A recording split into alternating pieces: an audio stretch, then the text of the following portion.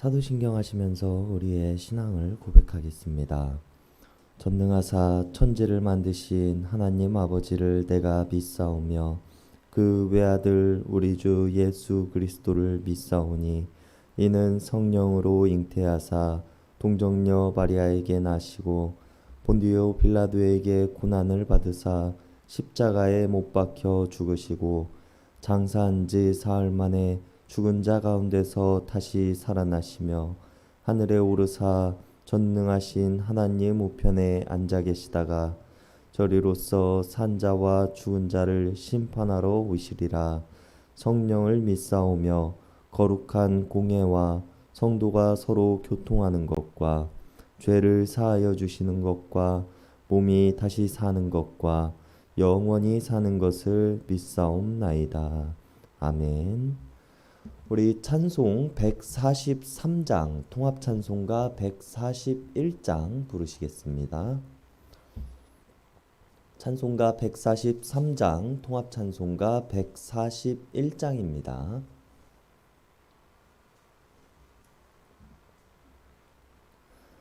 웬 말인가 날 위하여 주 돌아가셨나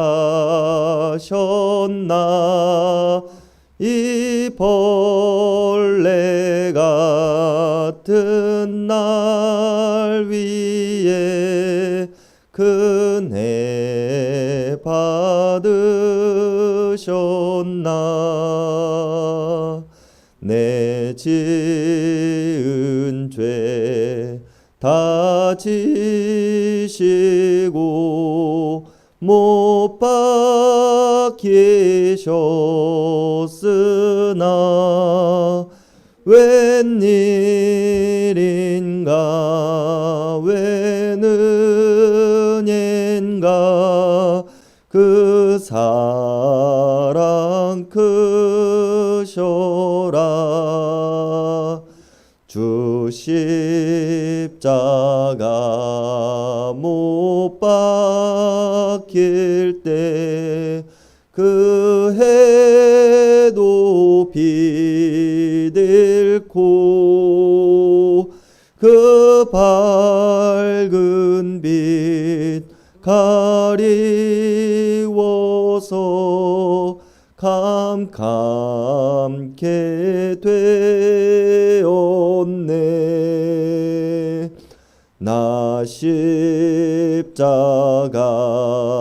대할 때에 그 일이 고마워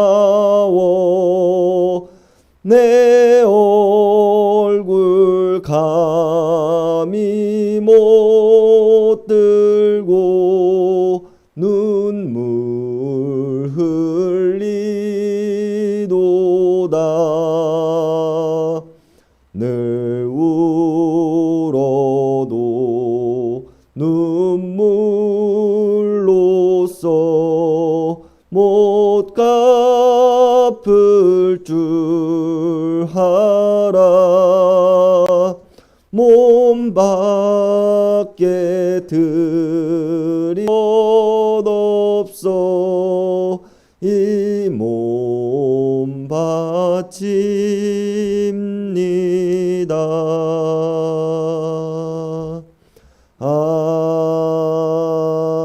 아멘. 오늘 우리에게 주시는 하나님의 말씀은 마태복음 18장 10절에서 20절까지의 말씀입니다.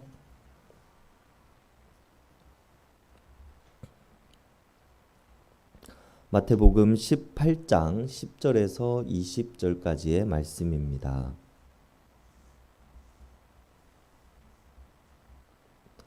우리 한 절씩 교독하시겠습니다. 삼가 이 작은 자 중에 하나도 업신여기지 말라. 너희에게 말하노니 그들의 천사들이 하늘에서 하늘에 계신 내 아버지의 얼굴을 항상 배옵느니라.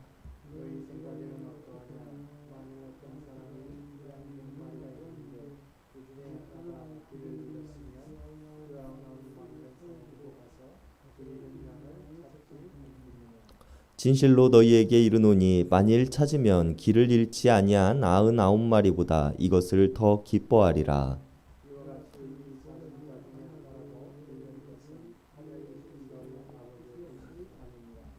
내 형제가 죄를 범하거든 가서 너와 그 사람과만 상대하여 권고하라. 만일 들으면 내가 내 형제를 얻은 것이요.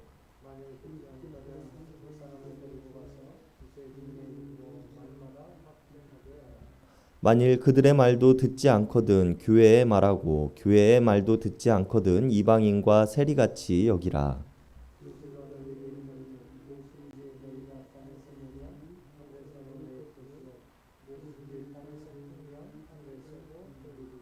진실로 다시 너희에게 이르노니 너희 중에 두 사람이 땅에서 합심하여 무엇이든지 구하면 하늘에 계신 내 아버지께서 그들을 위하여 이루게 하시리라.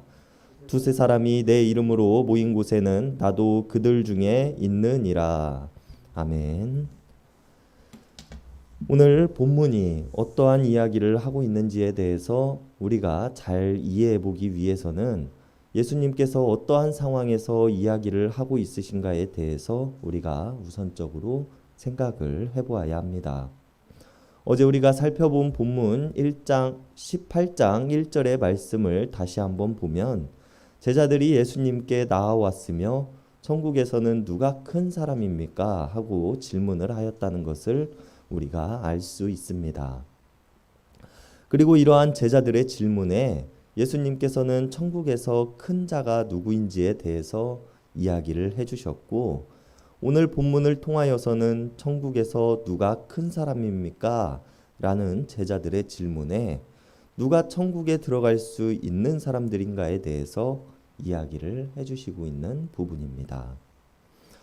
이러한 맥락에서 15절의 말씀부터 우리가 살펴보았으면 좋겠는데요. 15절에서 예수님께서는 다른 형제가 나에게 범죄를 하였을 때 우리는 어떠한 행동을 해야 하는지에 대해서 이야기를 하십니다. 15절의 말씀입니다. 내 형제가 죄를 범하거든 가서 너와 그 사람과만 상대하여 권고하라. 만일 들으면 내가 내 형제를 얻은 것이요.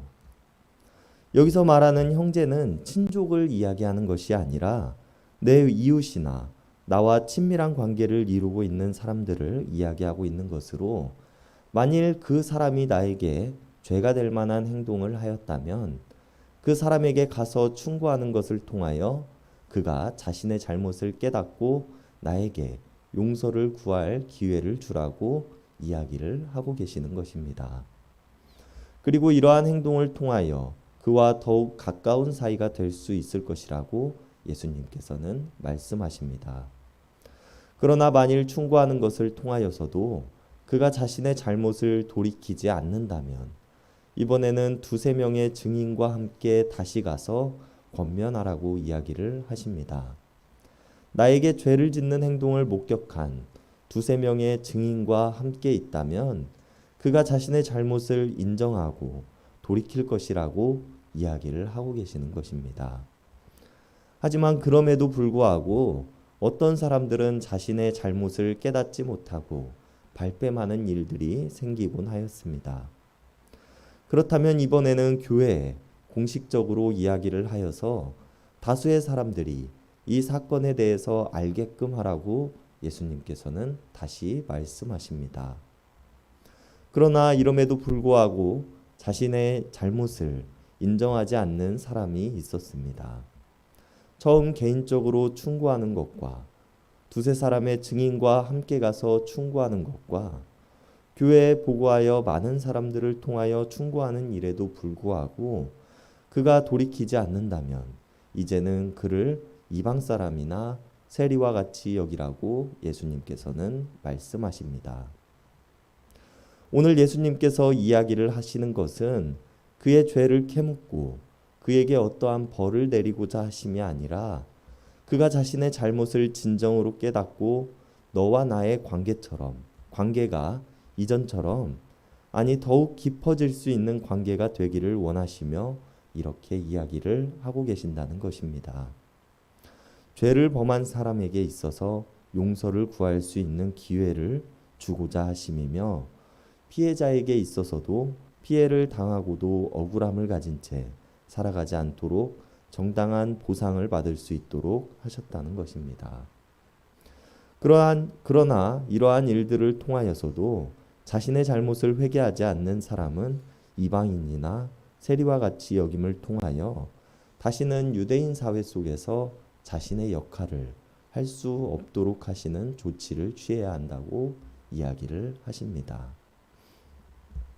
그런데 우리가 여기서 한 가지 생각해 보아야 할 것이 있습니다. 예수님께서는 이방인들과 세리를 어떻게 대우하셨는가에 대한 것입니다. 오늘 우리가 읽고 있는 마태복음의 저자인 마태는 세리 출신이었습니다.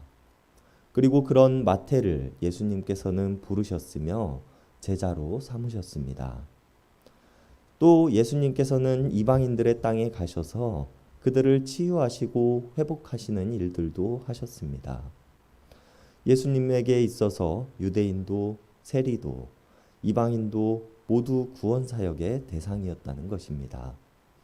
그리고 오늘 본문의 앞쪽 12절로 돌아가 보면 예수님께서는 이렇게 말씀하십니다. 12절의 말씀입니다. 만일 어떤 사람이 양 100마리가 있는데 그 중에 하나가 길을 잃었으면 그 99마리를 산에 두고 가서 길 잃은 양을 찾지 않겠느냐. 오늘 예수님께서는 제자들에게 3번에 걸쳐 그를 권면하라고 이야기를 하십니다. 그래도 그가 말을 듣지 않는다면 그를 이방인이나 세리처럼 여기라고도 하십니다. 그러나 예수님께서는 우리가 포기한 사람이라고 할지라도 우리가 우리의 힘으로 감당해낼 수 없는 사람이라고 할지라도 그 한 명을 포기하지 않으시고 그를 찾아 나서신다는 것입니다. 그러면서 14절의 말씀을 통하여 이와 같이 작은 자 중에 하나라도 잃지 않는 것이 하나님의 뜻이라고 이야기를 하고 계시는 것입니다. 우리는 인간의 몸으로 인간의 뜻으로 누군가를 포기하거나 놓아버릴 수도 있습니다. 감당할 수 없을지 모르며 그를 이방인처럼 세리처럼 여기며 살아가고 싶어 할 때도 있을 수 있습니다. 그러나 예수님께서는 이런 자들조차도 사랑하시며 그를 위하여서 십자가를 지셨다는 것을 우리는 생각해 보아야 합니다. 그리고 우리들은 하나님 앞에서 또 예수님 앞에서 이런 모습의 사람들이 아닌지 생각을 해보아야 할 것입니다. 하나님께 죄악을 범하고도 여전히 우리의 죄악들을 돌이키지 못하며 여전히 우리들의 잘못된 행실들을 인정하지 않는 모습을 말입니다. 그러나 하나님께서는 이방인과 세리 같은 우리를 용서하시고 잃어버린 한 마리의 양을 찾아 나서시는 목자의 마음으로 우리가 돌아오기를 또한 기다리고 계십니다. 이제 우리는 하나님 앞에서 진정으로 회개하는 모습으로 살아가야 할 것입니다. 그리고 이러한 하나님의 은혜를 이미 경험한 사람들에게 하나님께서는 이렇게 말씀하십니다. 오늘 본문의 뒤에 이어지는 내용인데요. 21절과 22절의 말씀입니다. 그때에 베드로가 나와 이르되 주여 형제가 내게 죄를 범하면 몇 번이나 용서하여 주리이까? 7번까지 하오리이까? 예수께서 이르시되 내게 이르노니 7번뿐만 아니라 7번을 70번까지도 할지니라. 예수님께서는 자신에게 죄를 범하는 사람에게 몇 번까지 용서를 해주어야 하느냐고 질문하는 베드로에게 7번씩 70번이라도 용서해 주라고 이야기를 하십니다. 그리고 그래야 하는 이유를 우리가 먼저 더 큰 죄를 용서받았기 때문이라고 이야기를 하십니다. 여러분, 우리는 우리들에게 죄 지은 사람들을 대할 때 그가 진정으로 회개하기를 원하고 바라며 그에게 충고하거나 조언하고 계십니까? 아니면 그의 약점을 찾아내어서 그를 더 큰 궁지로 몰아가기 위해서 그에게 충고하거나 조언하고 계십니까? 먼저 죄사함을 받은 사람들로서 우리는 아직 죄의 모습 속에서 살아가는 사람들을 측은히 여길 수 있는 마음을 품을 수 있어야 할 것입니다. 또한 누가 천국에 들어갈 수 있습니까? 라고 물어보는 제자들의 이야기로 시작된 오늘 본문의 말씀에 따라서 그들을 끝까지 천국으로 인도할 수 있는 우리들이 되어야 할 것입니다. 이것이 잃어버린 양 한 마리를 찾으시는 하나님의 뜻이시며 우리를 먼저 용서하시고 우리를 통하여 이 땅에 하나님 나라를 이루고자 하시는 하나님의 뜻이기 때문입니다. 오늘 말씀을 우리가 기억하면서 오늘 하루를 살아갔으면 좋겠습니다. 기도하시겠습니다. 하나님, 죄인된 우리를 용서하시고 하나님과 동행하며 살아가게 하심에 감사를 드립니다. 예수님께서는 우리들이 죄사함을 받은 것과 같이 다른 이들을 용서하라고 하셨습니다. 그러나 우리는 여전히 다른 이들을 용서하지 못하며 살아가고 있지는 않는지 돌아봅니다. 나에게 죄 지은 자들을 고소하고 고발할 방법만을 찾고 있지는 않는지요. 그들의 영혼을 위해 기도할 수 있는 우리들이 되게 하여 주시옵소서. 예수님께서 이방인과 같고 세리와 같은 우리들을 용서하신 것과 같이 우리들도 다른 이들을 용서하고 그들을 끌어안을 수 있도록 도와주시옵소서. 잃어버린 양 한 마리를 찾으시는 모습을 통하여 우리들이 진정한 하나님의 사랑이 무엇인지를 알게 하시고 먼저 된 자들로서 아직 하나님을 만나지 못한 자들을 인도해낼 수 있는 우리들이 되게 하여 주시옵소서. 모두가 하나님의 귀한 자녀로 이 땅에서 하나님 나라를 누리며 살아가게 하여 주시옵소서. 우리를 사랑하사 끝날까지 사랑하실 하나님을 내가 믿으며 잃어버린 양 한 마리를 여전히 찾으시는 예수님의 이름 받들어 간절히 기도드렸습니다. 아멘. 이 시간 우리가 우리 개인을 위한 기도, 이웃을 위한 기도, 교회를 위한 기도, 세상을 위한 기도하는 시간 갖도록 하겠습니다.